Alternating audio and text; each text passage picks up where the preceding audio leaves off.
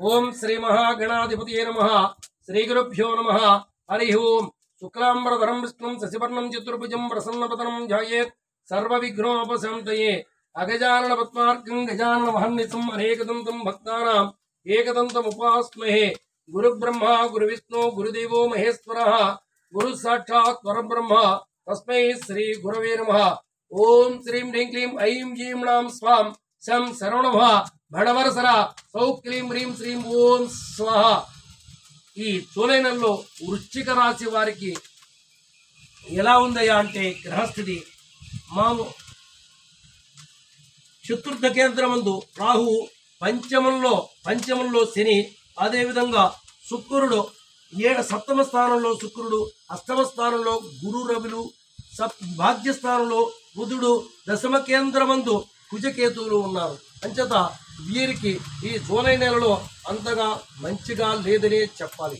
ఎందుచేతంటే వ్యాధి భయం అదేవిధంగా అనారోగ్యం కళత్ర అంటే భార్యాభర్తల మధ్య విరోధాలు అన్ఎక్స్పెక్టెడ్గా విరోధాలు ఏదో చిన్న మాటకి రామ అంటే బూతు మాటలాగా ఉంటుంది. అంచేత ఒకళ్ళ మాట ఒకళ్ళకి అర్థం కాకపోవడం జరగడానికి అవకాశం ఉంటుంది. అదేవిధంగా మిత్రులతో కూడా నమ్మక సామిత్రోహం జరిగే అవకాశం ఉంటుంది. భయం అధికారుల వల్ల కూడా మనకి భయం కూడా ఉంటూ ఉంటుంది. అంచేత వీరు ఈ జూలై నెలలో కొంచెం 18, 22 తారీఖులు కూడా కొంచెం ప్రాబ్లం ఎక్కువగా ఉండడానికి మానసిక ప్రశాంతత ఈ 18, 22 తారీఖుల్లో మానసిక ప్రశాంతత ఎక్కువ కోల్పోవడానికి అవకాశం ఉంటుంది.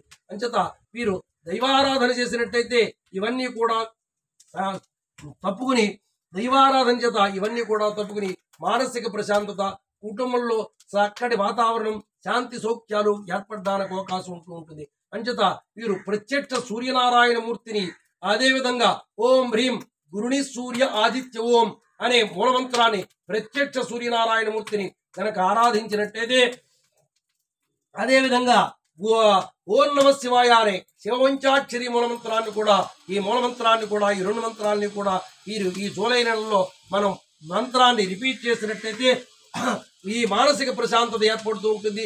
ఆర్థిక అభివృద్ధి కలుగుతుంది. కార్యం సాధనలన్నీ కూడా జరుగుతూ ఉంటాయి.